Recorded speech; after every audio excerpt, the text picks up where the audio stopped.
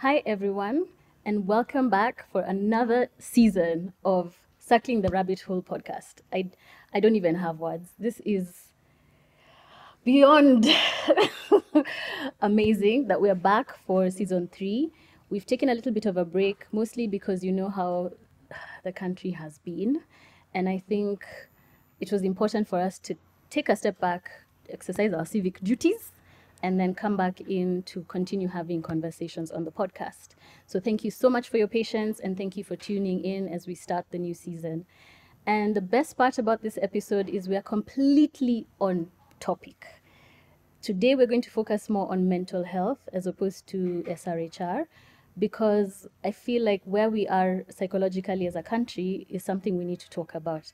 And that's the exact reason why I have the amazing guest I have on set today, because we're going to talk about our mental health as a country, especially focusing on the youth, because like we've seen reported a lot, this has sort of been identified as a Gen Z movement around fighting back and fighting for our rights as Kenyans. And it started as one thing and has morphed into something bigger. And I think it's a beautiful awakening for all of us. So bear with us if we sound a bit political. If you're Kenyan, I don't know why you're not. It's absolutely necessary. But that being said, let me jump straight into my guests on set. First of all, thank you so much for joining me on set. Thank you so much for being here. We are known on the podcast for addressing controversial topics and more taboo topics head on. And for a lot of people, politics is a little bit controversial. But I also feel like for the first time as a country, we are as united as I've ever seen us. So let me stop preempting. Let's start with an introduction. Traditionally, I don't introduce my guests. You guys go right ahead. So I'll start with you, Maureen. Yeah. Please tell us a little bit about yourself. And if you are on social media, where can we find you? A little bit, she said. My name is Maureen Ngari, and I introduce myself with 3 phrases. I am a lover of love, a believer in humanity, and above all, a child of God. Oh, I love that. That's me. I love that. Yeah. Lover of love. Yeah. Tuongeza kwa CV. Coming on my service very soon. Yes, that's me. Okay. Are you on social? Oh, yeah, I am on social media. Hearted Stories everywhere. That's how I identify myself. That's my brand. Okay. Yeah. We'll come back to Hearted Stories. Yes. And what about you, Ian? A little bit about who you are. So hi, as you've heard, my name is Ian. I am, well, as nerdy as they come. I have a lot of... You and me both, believe it or not. Yeah. So I have a lot of nerdy interests, and I'm also a therapist. Okay, Yeah. fantastic. Are you on social media? Yes, I'm on social media. You can find us at Mental 360 or at Mental 360 Kenya on all socials. My Instagram tag is at sunby.en. Okay. Yeah. And as always, I'll put all their information in the description box, so nobody needs to cram anything. But then let me jump straight into why we are here. So, Hearted Stories. Yes. What is Hearted Stories? Who is Hearted Stories? How did Hearted Stories come to be? Okay. Hearted Stories has a very long history. I don't know if we have the time. Oh, we do. But so briefly, in 2015, I was in Form 1 in 2015. Don't count my age, thank you. So I started falling ill immediately I got into high school. And all through up to Form 4. And then in 2019, that is when I got a clear diagnosis. I had generalized anxiety disorder and mild clinical depression. Okay. But all through, it was diagnosed as anemia. So after that, I've done poetry all my life, but now it became my saving grace in 2019. Nice, okay. And in 2022, when I finished campus, I was like, I am not going back to that sad 2019 babe. So that is when Hearted Stories was birthed. Okay. From a desire of, I don't want to go back to that season of sadness and all those negative emotions. Okay. The name, I was actually just telling you, it was a vision, guys. It was a vision.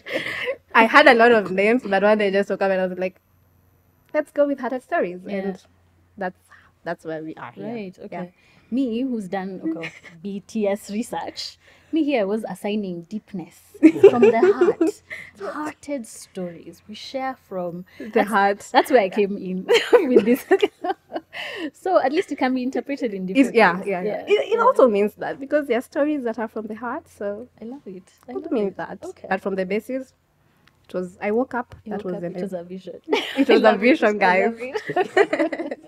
And for what is Mental 360, Ian, for people who don't know or haven't heard about the organization? So, Mental 360 is a social enterprise. Our main service is counseling to the public, but we also have a few programs that we do in different communities, such as Nakujali project in Kiambu, and we also have our Kibera Rafikis and Boma Wellness clubs in high schools. So our main service is we offer affordable therapy, but we also do a bunch of programs that can help out the youth. Okay. Yeah. Okay. Again, we'll put all the information in the description just so that anyone who wants to reach out can reach out directly, especially so therapy, because again, I love that we're having conversations around mental health much more now than before. The dinosaur that is me, as the oldest one here, when I was growing up, it was so stigmatized that you couldn't even talk about struggling mentally. There wasn't even words for it, to put it appropriately, especially not if you add on our African cultures, because we're supposed to be a happy people. We have communities around us. So why are you struggling? Why are you upset? What is that about? Or if you're sad, see, you just cheer up, because that's what we used to be told. So just snap out of it, cheer up. So I love that we're having conversations now more than ever. But then for today, the focus for us is around the political unrest we have seen in terms of protests within the country. For context, because some people are not aware, I doubt they're Kenyan, because our audience is global now, which is amazing. But for those who are not aware, we've had a series of protests, several weeks now, where that was initially started because of the Finance Bill 2024, which was very punitive in terms of the taxation that was going to be applied to us as Kenyans. But then it sort of blew up into a much bigger movement because we saw, once your eyes are opened, you can't close them again. Yeah. We started to see just how insane corruption has become, and all the bills that were going through or being snuck in without us paying attention. So I think it's become a bigger movement. But the reality is it was pronounced as a Gen Z movement because the youth took over, pretty much were the ones who said, you know what, enough is enough. But I think that that's generally what tends to happen. It's the young people who tend to, first of all, you don't know any better. Secondly, you're also very brave and very energized and energetic. But I feel like also uniquely in Kenya, there's been a lot of unemployment for the youth. So there is a reason to fight.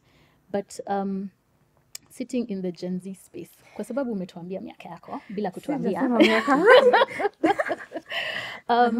What has your experience been in terms of just processing what has been happening with the protests? Okay, so I've been giving this illustration often. The Gen Zs had a bandage on a wound. Mm-hmm. And with the finance bill, the bandage was removed. Now we have a wound that is painful of unemployment, of hopelessness, of sadness, and you're like realizing, oh my goodness, I'm aging. I don't have a stable job. I don't have anything that is hopeful for me to live for. Even opportunities to look for. I saw this post when Mandamano started. I don't know why you're saying you're killing us. You've killed us for the longest time, so you're just killing a body.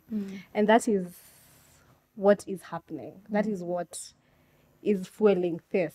The fact that our eyes have been opened. And once, as you said, once the eyes are open, we cannot go back. Now the Gen Zs are angry. We are here to get our voice heard, manze. We just want to be seen.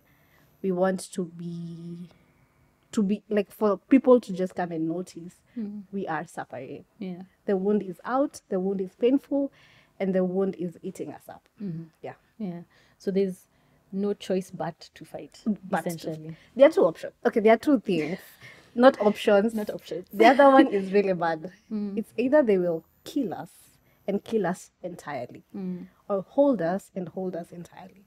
So it's either this will be the generation with the highest number of suicides and deaths and some really negative things, or it's going to be the generation that thrives. Yeah. I like that. I like that even in situations that feel hopeless, we still have to fight. Yeah. We fight to the bitter end because unfortunately as well we've seen a lot of violence around what started as peaceful protests. Yes. I feel like the protesters have never not been peaceful. It's just that you keep being met with even more aggression in terms of the police force, especially police brutality. I mean, we've always said we have injustice around the police, but to be so open about it and to be so malicious with it, I feel like that's been a lot for us to take in as well. So again, I'll ask around actually showing up. If you were able to show up for the protests, what were the feelings that you had associated, especially as you step out of the house? Because there's that aspect we've seen, and I love that people have used social media as a platform to just show their own personal experiences while they were on the streets, the way they were engaging with amongst each other, and then when the police came in, what that looked like. But leaving your house in the morning, having decided I must be on the streets, what did that feel like? For me, I unfortunately did not go to the streets because anxiety again. Anxiety, yeah. But with the I'm sure you spoke out yes, on yes, your platform. yes, I because did. again, not everybody physically showed Yes. up, but then the biggest fight, if you ask me, has been online. Yes. The biggest part of this protest has actually shown up online. Yes. Yeah. Yes. So online, I was having conversations with people, and the emotion, there is so much hopelessness. They're like, why am I alive for? What am I doing here? Like, even for those who went, they're not going there because they hate, I don't know who, no names mentioned. They're just there because they want to be seen. We want to be heard. We want the impact. We want our future to be brighter. We want our future to be better. If our current president actually listens to us and is able to like give us hope, not lies, but give us actual hope. Yeah. That's what Gen Z's want. That is what we want. Hope. That is what we are fighting for. That is why we are on the streets. Okay. Ian, in terms of now professionally, with giving counseling, because I'm sure a lot of people have reached out, has there been a common theme amongst people who participated in protests or were able to participate digitally? Because, like we said, a lot of the protest was in sharing information and debunking misinformation, more importantly, because the counter to the first part came in as, oh, we shall share misinformation and divide and conquer. What has been your experience in terms of common themes around those who have been vocal or in the forefront of the protests? I think the most common emotion I've had from the people who reached out is there's a lot of anger, a lot of pent-up anger. It's a lot of anxiety from people who are seeing what's happening online. And there's even people who are getting re-traumatized just from either seeing what's happening on the news or seeing what's happening on social media. Yeah. There's people who like have memories of what it was like in 2007. And experiencing this again is Even us for the 90s, huh? and it's sort of taking them back. Yeah. But there's also just that collective anger. Even as a professional, you find yourself resonating with what the clients are telling you, even though you remind yourself, I, as a professional, am helping this client work through the emotions, but you can't help but resonate with what they're going through. Right. Because when you take off your therapist hat, you're one of- right there with them. you're one of us. Yeah, so it's been a lot, and I think I've just taken comfort in trying to help the few people who've reached out and feeling like if I've helped them, then I think I've done some good. Yeah. Okay. Is there, now we talk about things qua ground, is there an acknowledgement in terms of mental health struggles, in terms of being traumatized? Are people more aware that this is what this is, as opposed to I'm stuck in a funk? Because if you think back, I'm going to ask now you, Maureen, specifically, if you think back to prior to your diagnosis, you remember that helplessness of knowing something is wrong, but I don't know exactly what's wrong. Do you think that that's the case now, or are people more aware that this is a stressful scenario, and therefore the emotions I have around it are not necessarily ni mimi niko na shida, or it's me who is struggling, or it's a failure on my part, versus it's a sensible response to the situation going on around me. I feel like it's both. People are angry, but there's a percentage that does not know why they're angry. Okay. They're just frustrated. And because the environment anyway is unatoka nje hivi, it's just anger. So there's that. There's a population that is like that. But there's also the population that is, we are in the woke generation right now. Oh, yes, so you are. Very much so. So there are people who actually know I am angry, but the reason I'm angry is because of 1, 2, 3. It's because I don't have a job. It's because I'm not where I want to be. So it's a blend of both. I feel like it's both. We're in that which you're trying to navigate. Okay.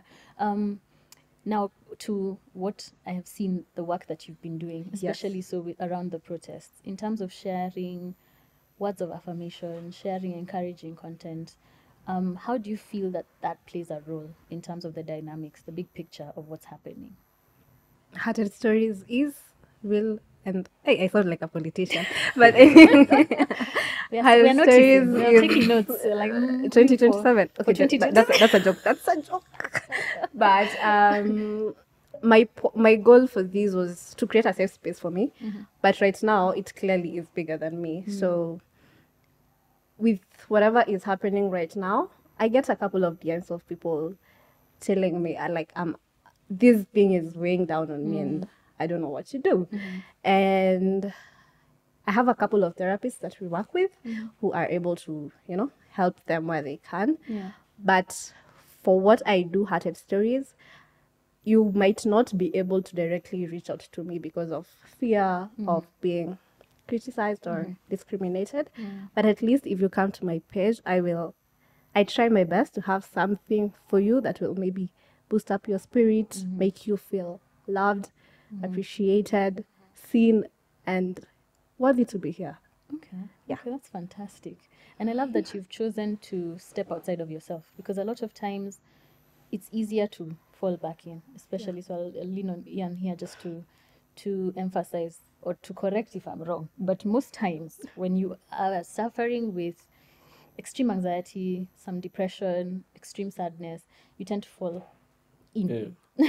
We tend to isolate and fall into yourself instead of like looking for help, first of all, or trying to find a solution that also encompasses other people. So first of all, applause to you for actually doing it that way.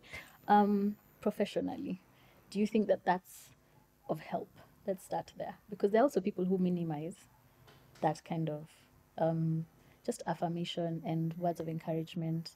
It might not be a solution. I might not be solving your problem. So there are people who look at it and go like, listen, your sweet words are not changing my dynamic. So what are your thoughts on that? I think it's something that's actually proven to work. If I can give like a short anecdote, before becoming a therapist, I used to see people post quotes on their statuses, something inspirational or motivational, but I never quite understood why, because at the time to me it didn't really connect. But then we find ourselves always recommending to our clients, do you have affirmations? Do you speak positively to yourself? What is your self-talk like? If you're thinking to yourself, are your thoughts more negative, positive? So that posting the quotes, having something to see every morning, it actually does help. It's like you're training your brain to not have that negativity bias too much. We all have it to a certain extent. There's always that kind of negative Nancy in your head. Yeah, and so it's like you're preparing responses for this negative Nancy. When she says you're not good enough, you can always respond back, and eventually you'll start feeling the difference. It won't, like you said, it's not a solution, but it's a pretty good way to cope and to improve your mood. I have controversial aspect for us to visit. Even for us here. Okay. We talk a lot about what the police are doing to us. The effect of police brutality and actual torture, because people are being kidnapped off the Yeah. streets and being tortured. And then, I don't know if you've seen those who are released, the look on their faces tells you everything you need to know. So then the thing I'd like to sort of take a moment to think about is the police. Does anybody ever think that maybe the people we are afraid of or pushing back against also don't have the capacity mentally to deal with the instructions they're following? Because a lot of the times you assume that they're heartless, that this is a human being who's just hates Kenyans. But what if, I don't have a choice? This is my job. I need whatever the small pay is, or there's a threat, who knows, to my family if I don't. What are your thoughts on that? I don't even know what the question is. Because it feels almost unrealistic to even wrap your head around the fact that maybe they do also have mental health needs that are not addressed or met or even recognized to begin with. But thoughts, maybe? The question will be open-ended. I go first. I can Sure. go first if Yep. you. Okay. I think it's something that's, at least to be, quite multifaceted. So I remember a few years back, the NYS was doing recruitment for counsellors. The government had noticed that there's quite a high number of suicide cases and domestic violence, especially in couples where they're both cops. And so they were trying to recruit a lot of counselors to come and help. So on one hand, I do sort of see that the work they do is not, it will traumatize anyone. I think even if you took a mentally healthy person and put them in that environment, they would not live unscathed. And while it feels like it's an issue that's maybe bigger than me as a therapist, because I also know if you're just following orders, you have to do your job. But there's that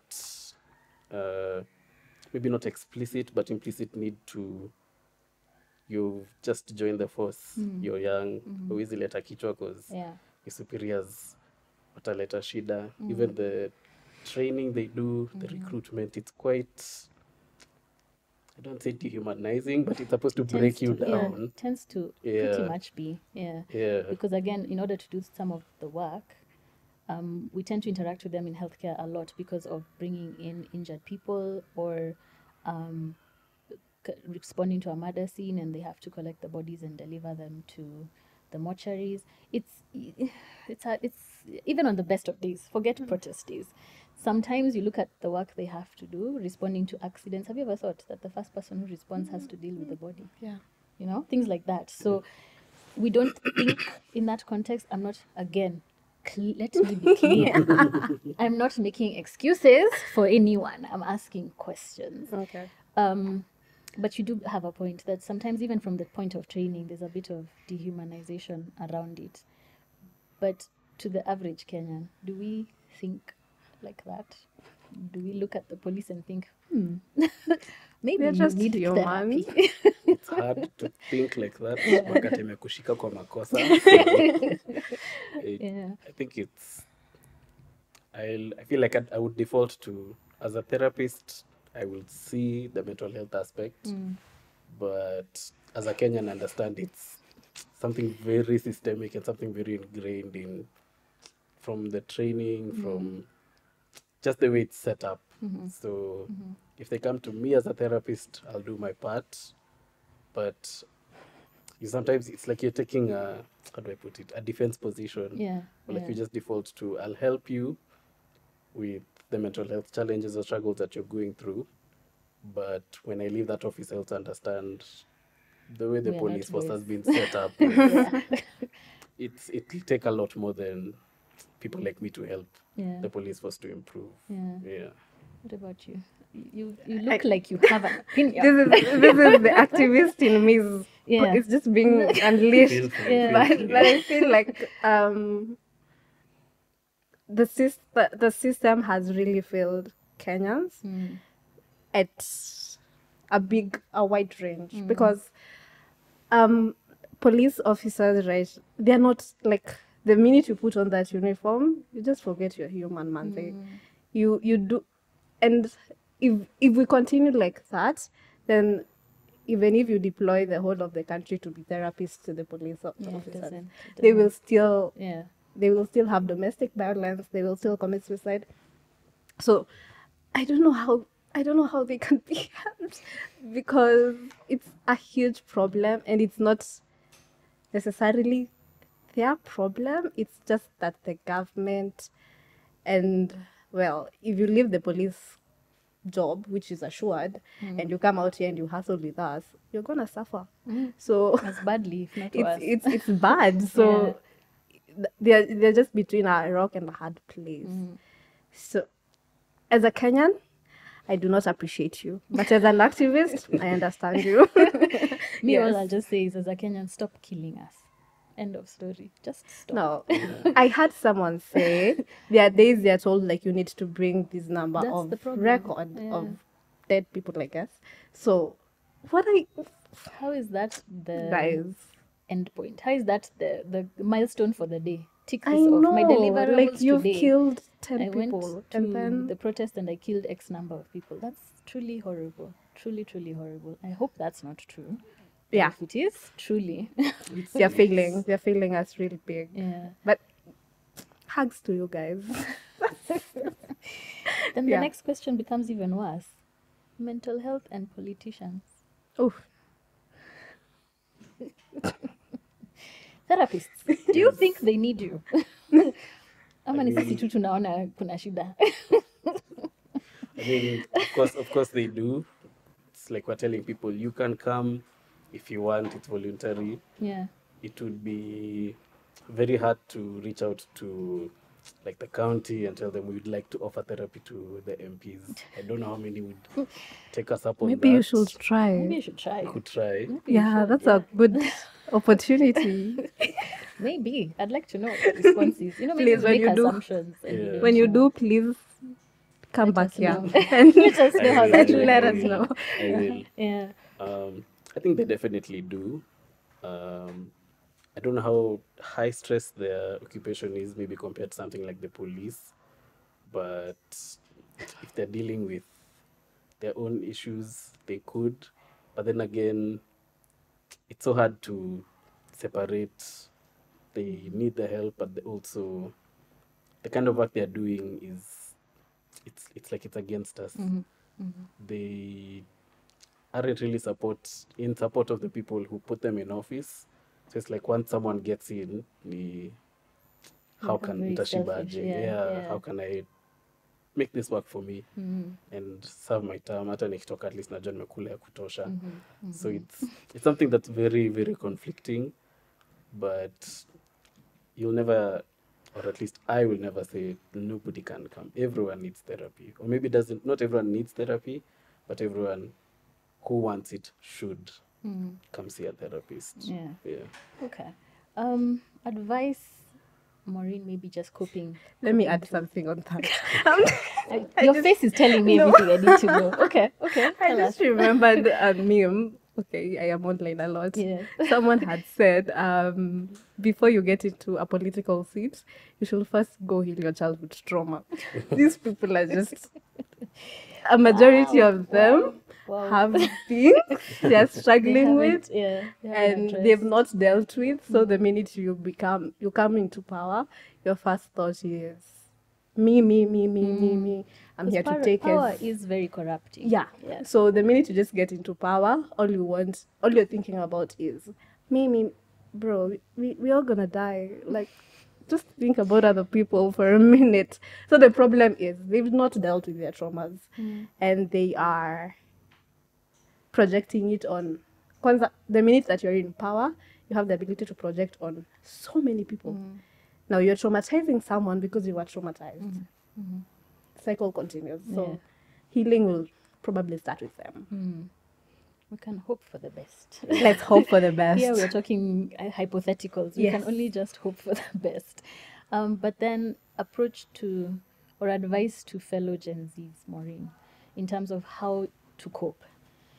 Just from your personal experience and from maybe conversations for what you're seeing is working, what advice would you, or tips, maybe even just hacks? It could be just very simple, because we don't really have, sadly, we don't have the answers. For a lot of us, this is such a strange new reality that it's even difficult to wrap your head around what is actually happening. But then maybe a few tips, tricks, a bit of advice on how to best look after yourself during these times. Grounding and community. You ground yourself on who you actually are, whether you're jobless or whatever is happening. You at least have a basis where you identify, this is who I am. So when everything else is happening, you still have the ground. Like I introduce myself. Yeah. No, that is my Yeah, basis. yeah, A lover of exactly. love, believer in humanity, and a child of God. Everything else I do, that's the starting point. That's Yeah. the ground. Even when you forget yourself, kidogo, Yes. you come back to This is home. Yeah. This is where I belong. Yeah. Community. I feel like if you have people around you and you have genuine people, obviously, you have genuine people around you, you can conquer anything. Like there will be someone patting your back and you've got this. Now, it's hard to get those people, but when you do, hold them. Yeah. Yeah. Yeah. I love that. It is a work in progress. Yes, You yes, recruit yes. and fire as needed. Yes. Don't feel stuck just because of misplaced loyalties, I think. Yes. Yeah. Because we also have to be careful with that. There's also going to be a lot of bonding around the trauma of what's happening. So being careful to assess and realize what those relationships are versus will you be leaning on them long term. Oh yeah. Because you have to remember that. as The well. levels. Yeah. Not everyone should be your Should have like that access to you. yeah, not Yeah. everyone is your rock. Yeah. Some people are just there for mandamano. And then when the mandamano ends the conversation, that is very true. That's true. I have friends that I know after all this, That's it. the friendship is done. Yeah. Because it's rooted on this emotion. But the grounding I'm talking about, the community I'm talking about is maybe that one friend that you can call my family, you can call on mandamano, you can call on anything genuinely. And yeah, when you have a community and you have your stand, it's not easy. It's not an everyday you wake up and you're like, this is my grounding. Hey man, there are days you forget. You're moving and you're like, oh, I had a grounding world. Or even, Yeah. or if you can even remember it. Yes. Because there are days where it's You're black just- and white, nothing. Yeah, there's nothing no making sun. sense. Yeah. Yeah. But yeah, if you will always find a way back home. Haya, professionally in. Tusaidie, by the way, Wakenya, tafadhali, help us. Little professional tips on how to safeguard our mental health. I think first to just emphasize on something Maureen said, your social support in your community are there. First, we call it's a pretty big predictor of people who will be well or mentally well, or it improves your mental well-being. And also, there are days where it'll be rough, or days where you're too tired to do anything, days where you don't feel like putting in that effort that you do every day. Yeah.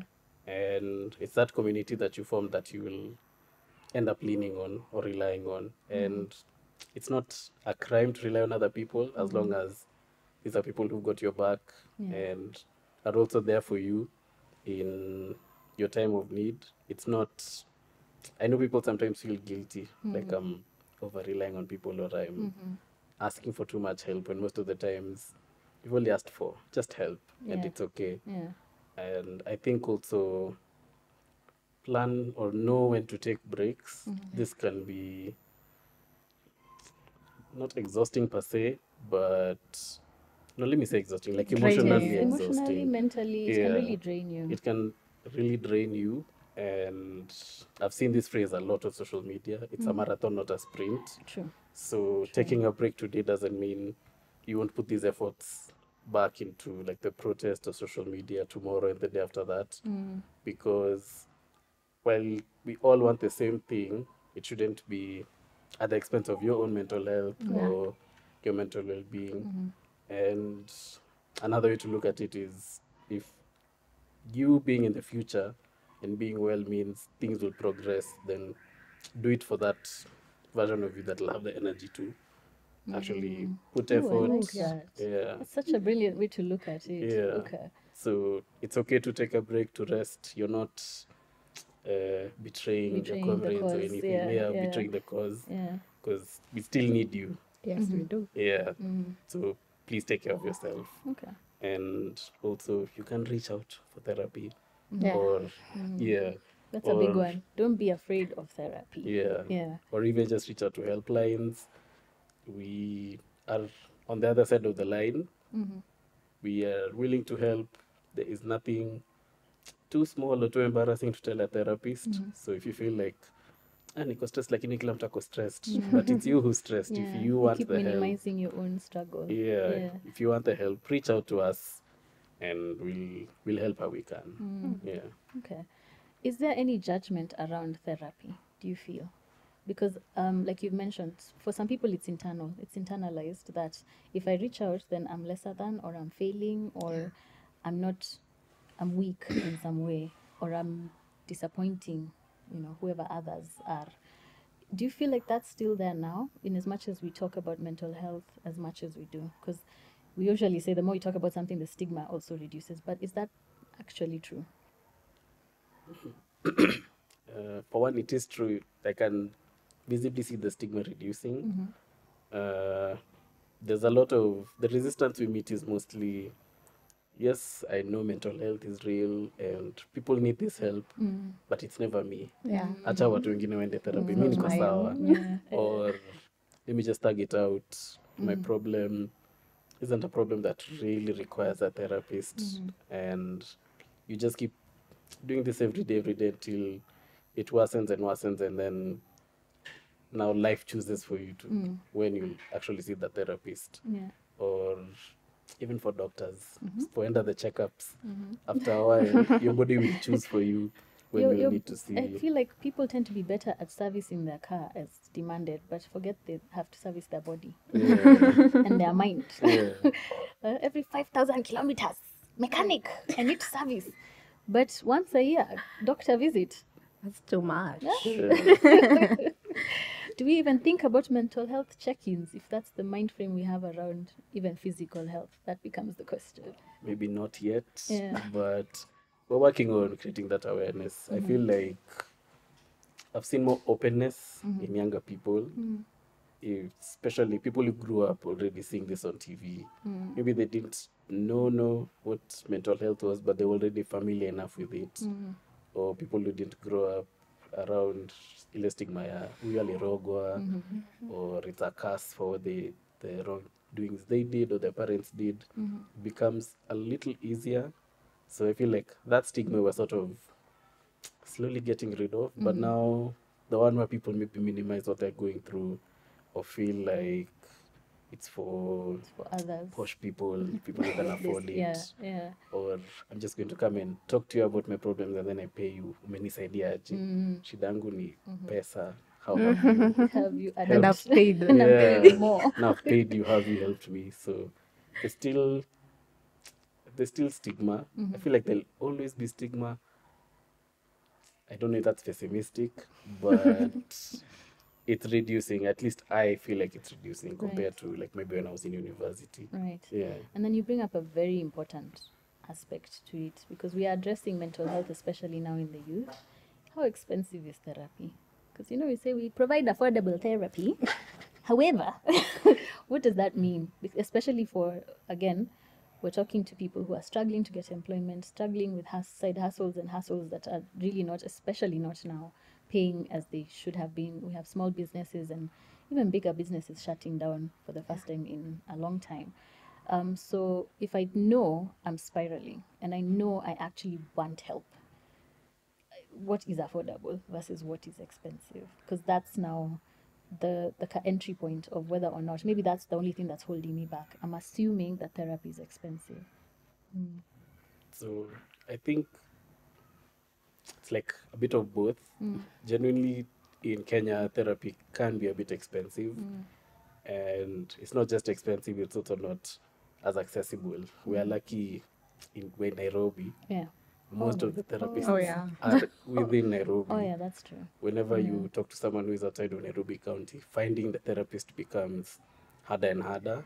Or sometimes you'll find like one psychiatrist serving a whole county.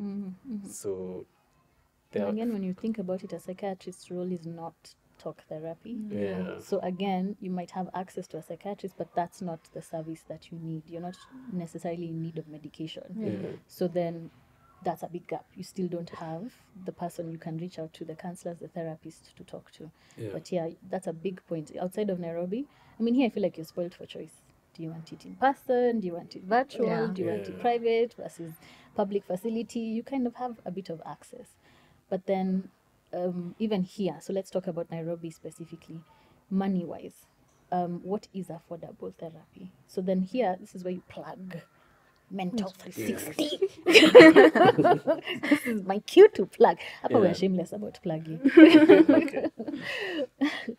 Yeah. So we offer affordable counseling, and by affordable we mean someone can pay what they can.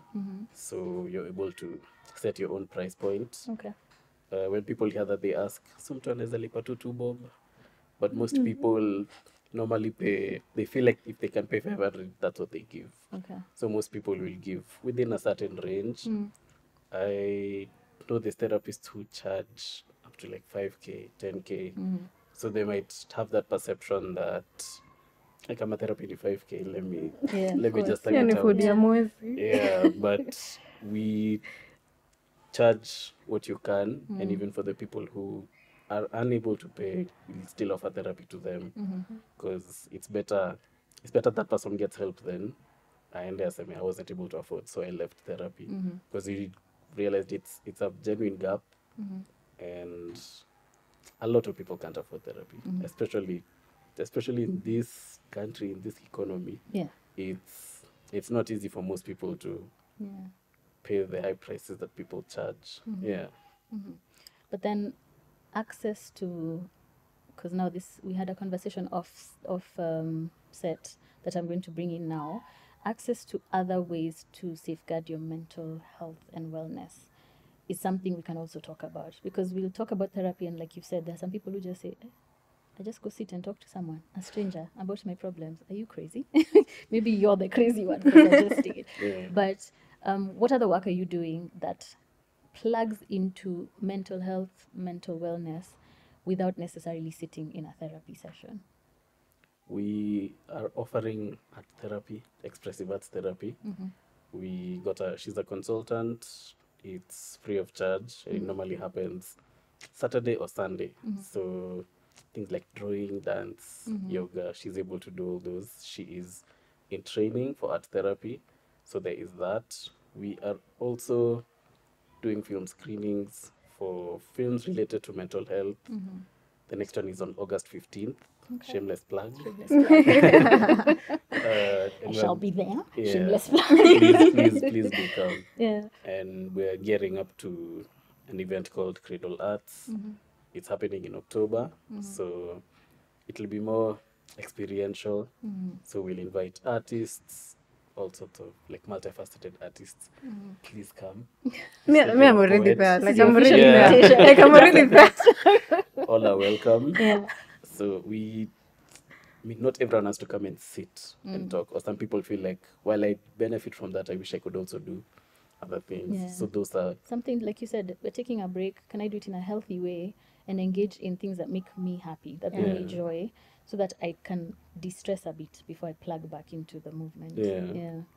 Okay. So again, all the handles shall be in the description, so that we can follow. I believe you're on Instagram for both Mental 360 and sunbe.an. and the Cradle arts. Cradle arts. Why is it restricted? Cradle arts. So then people can be able to plug in the way that serves them the best. Yeah. I feel like, because also it's not our place to tell you how to manage Yeah. your mental health. Final advice or something you'd like to share with Gen Zs, because I want you to speak to Gen Zs. Speak to my Directly. people. Speak my to your people. Because first of all, it's applause from me and from us seniors, wababa, wamama, because your bravery is something that has been groundbreaking, I think. Because, like I said, this is the first time I've seen a united Kenya. Before, Yeah. we were in political messes where we were completely divided, which culminated in the election violence in 2007, because we were so divided that your neighbor was your enemy because you've been told by Yeah. someone. Now we're actually seeing, I forgot that you have a tribe. I forgot that you come from another village, or we all have the same problems. This is affecting all of us. So coming together and being, it's another thing that they've been unable to wrap their heads around, is that you're tribeless, faceless, leaderless. Leaderless. Oh, leaderless. Leaderless. Leaderless on a billboard. Because they're like, no, we need one person to corrupt. We need to find those leaders. But there are no leaders, because this movement affects pretty much everyone. And I know people may not feel like people on the streets with you, but then there's a lot of changes happening just because of the noise that's being made by Gen Zs. So applause to every Gen Z. Yes, I take their flowers. Yes, I take their flowers on their behalf. on their behalf today. But then, do you have any words of encouragement today for anyone who's watching, who maybe they found this episode at the point of no return? They're like, for what? For why? We're back to hopelessness. Any words of encouragement for that kind of a person? Let me first give 360 their flowers. I think I've watched on your I've been there for like Nice. 2 of your events. Thank you. Okay. That's why I came here and So I I'm was already like, behind. I was like, arts. Yeah. Nice. Okay. Anyway, to Gen Z, one, we are doing a good job. This is bigger than you. It's bigger than us. It's for the Gen Alpha, and it's for the generation that will come. Secondly, it's okay to not be the loudest. It's okay to not to like take a break and breathe and actually realize, okay, this is weighing down on me, and I'll take a few steps back, and I'll recharge and then come back. Thirdly, there's hope. Manze, I usually make fun of with my friends. Hakuna option ya give up. Giving up has and will never be an option, regardless of how life is shitty or regardless of how scary, uncertain, terrifying it is. Please hold on to something. Hold on to the hope. Hold on to the fact that you're young. That's a gift by itself. Hold on to that and push one step after another, step by step, day by day. It's gonna be okay. It definitely has to be okay. Yeah. And on that note, I don't think I have anything else to add. I think maybe just to continue to encourage Kenyans in general, hang in there. We don't have a choice. We must put up a fight, but it's just because we've been pushed to the brink of injustice that no longer makes any sense. I keep saying our time, we sort of tolerated the injustices and the corruption because there was a bit of balance. There was a chance that you're able to thrive in your business. You're able to push past. But I what is honestly happening. feel every generation had its own wars. Yeah, truly. Each generation has. I feel it's like just for us. it was we are more louder. tribal than it was economic, because regardless of whatever the political class were doing, there was always still a bit of balance. Now it almost feels hopeless in the sense that you can't even earn for yourself, for your family. Yeah. And from there, I don't think there's a comeback. there's no point of, no, we are fine with this situation. So again, just to encourage people to keep reaching out, like you've said, form communities around yourselves, reach out to communities online, because people are much more vocal now. We have social media, all sorts of platforms, and keep sharing your experiences, keep showing what's happening so that people know how to act as well.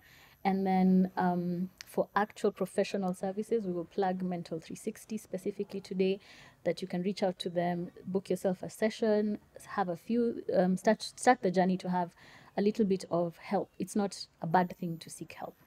And then keep watching or listening to Circling the Rabbit Hole podcast. Thank you so much for tuning in for this episode, and I look forward to seeing you on the next. Bye. Bye.